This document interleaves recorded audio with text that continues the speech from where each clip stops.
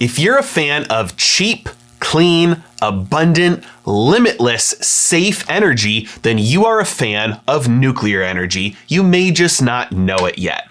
And that's actually the problem with most people in America, is that we've been fed a lie for decades about nuclear energy. And so most people are opposed to it because they believe it's unsafe, it's expensive, it's unreliable, and that there's a nuclear disaster waiting to happen around every corner.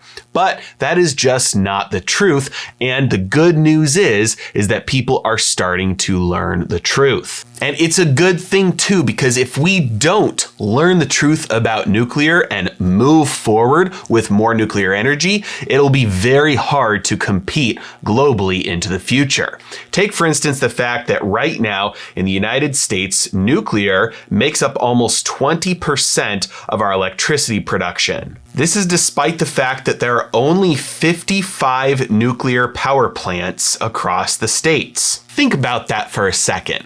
Of all of the electricity that Americans use, there are 55 power plants that provide 1/5 of that electricity. 20%. And nuclear power plants don't take up that much space. They're about 1 square mile each. Contrast this with like a wind farm or a solar farm that takes up hundreds of square miles for a fraction of the energy production. I mean, nuclear energy is extremely energy dense. If you filled up this water cup with uranium, that would be enough to produce more electricity than you will ever use personally in your entire life. And so the existing power plants that we have are absolutely vital to our energy needs, and that's why places like California haven't been successful in continuing to shut down their nuclear power plants, despite the fact that people don't know the facts about them and want to shut them down. But not everywhere in the world is like this. In fact, there are some places that are moving forward very quickly with more nuclear energy production. In fact, in Asia, there are currently 35 that are in construction and over 200 that are proposed to be in construction. And China alone wants to have 100 more just in the next 10 years. When you include places like Russia and Turkey, the Middle East, the world is slowly waking up to the fact that if we want a clean, green, energy-abundant future where we have enough energy to thrive and survive, we need to embrace nuclear. And here's where the good news comes in. Public support for nuclear energy is at an all-time high. Just 3 years ago, only about 54% of people were in favor to nuclear energy. But eventually, if something is true, people realize it and then they come on board, which is why we've seen this number skyrocket recently as people learn the truth about how safe, clean, and abundant nuclear energy is. And it's not just one party or another. First of all, too many to be just one party. It's 77% of people right now. But second of all, you've got different people for different reasons on both sides of the aisle looking forward to nuclear as the future. For instance, people on the right are embracing nuclear because people on the right understand that the more energy we have, the cheaper it is, and the more wealth and technological progress we can have. People on the left are embracing nuclear because they realize it's clean. It's virtually CO2 free. Apart from the construction of the plant itself, the energy production is CO2 free. Number two, the waste disposal is absolutely clean. When you look at something like fossil fuels or the disposal of wind turbine blades or solar panels, these are toxic chemicals being released back out into our atmosphere or landfills in our environment, and nuclear is the only energy production that sequesters its waste in a way that is no longer accessible to anybody on Earth. It's not in the atmosphere, it's deep in the ground in earthquake-proof casks that are literally never going to break for millions of years. So on the left, they want clean energy, they want safe energy, they want green energy, and they want a way to power all of the green energy initiatives like battery-powered cars and things like that. And so you're definitely going to need a way to produce all that electricity, and nuclear is the only thing that fits the bill. Because of this, we're seeing bipartisan support where the government is seeking billions of dollars for uranium. The Department of Energy is establishing a $6 billion program to preserve America's clean nuclear energy infrastructure. But there's a problem. Of course, there's a problem. And with every problem, there's also a major opportunity to make money. The problem is where the United States gets its uranium from. See, years ago, there was a genius idea to shut down all uranium production in the States, and we would just import it from other places. Places like Kazakhstan and Russia. Now, if you've been following the news at all over the last year, you are probably aware that most countries around the world are trying to restrict the amount of energy that they get from places like Russia. But considering the fact that the US doesn't produce any uranium itself, this is not possible with uranium.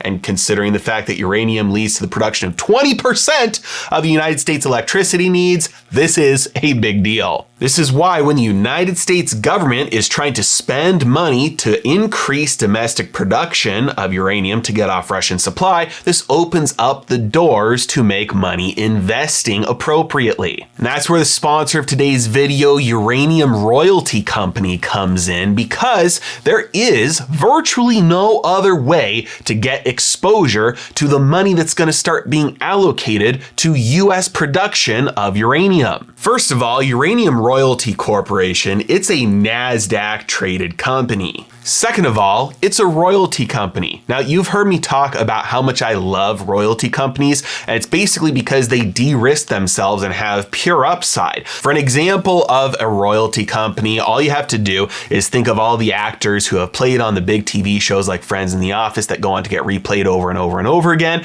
and every time those play, any money that it makes goes out and pays royalties to these actors for the rest of their lives. That's what royalty companies do. They go to mines, they invest in the mines, make a loan, something like that, and then the mine owes money on the production to the royalty company for the rest of the mine's life. Now, Uranium Royalty Company is actually the first one to apply this model to the uranium sector, and they already have 15 projects, 2 of which have announced starting production. So think of it this way. Imagine that we knew central banks all around the world were deciding to move back to a gold standard, and they were going to have to buy a lot of gold as a result. And you knew that in the United States, because they're in competition with other central banks, we wouldn't be able to buy gold from other countries. So we were starting to try and spend money to make our own mines here.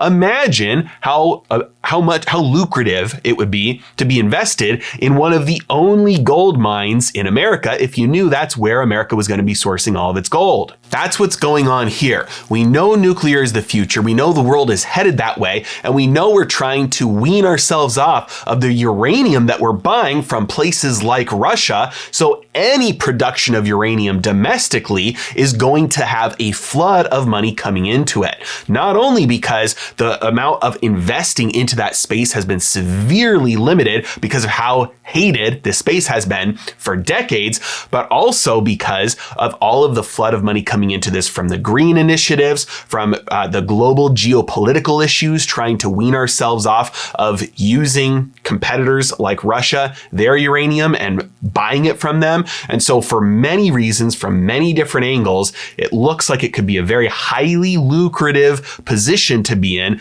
to take advantage of all that money flooding into a very small space. Now, it's important to note here with any company, what is their fundamental position? Are they in a healthy place?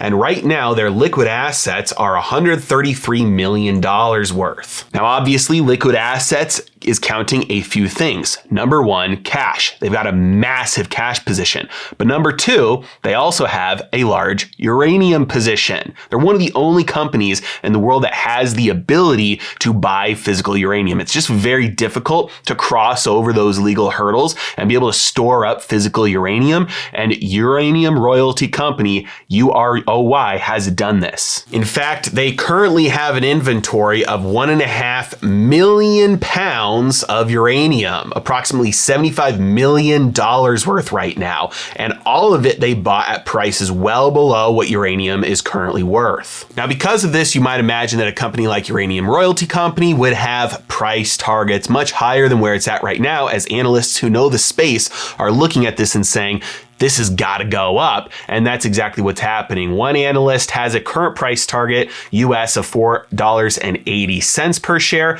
and another one at $5.70 per share. One of the reasons for these generous price targets is because of its exposure to the McArthur River property. That's located up here in the Athabasca Basin, and the Athabasca Basin, if you want to put it in oil terms, this is like the Saudi Arabia of uranium. Fantastic geological location for a uranium property. And this is a big deal. McArthur River Mine, it's a huge mine, and it recently announced the restarting of its production. This is the highest grade mine in the world. Now, full disclosure, I am long Uranium Royalty Company. You can say I'm talking my book, or you can say that I've got skin in the game here. But I've been talking about uranium and nuclear for a long time on this channel, saying that number one, it is the future of energy production, and any country that denies this or tries to run away from it will just fall behind because it can't compete globally, shooting itself in the foot with its energy production.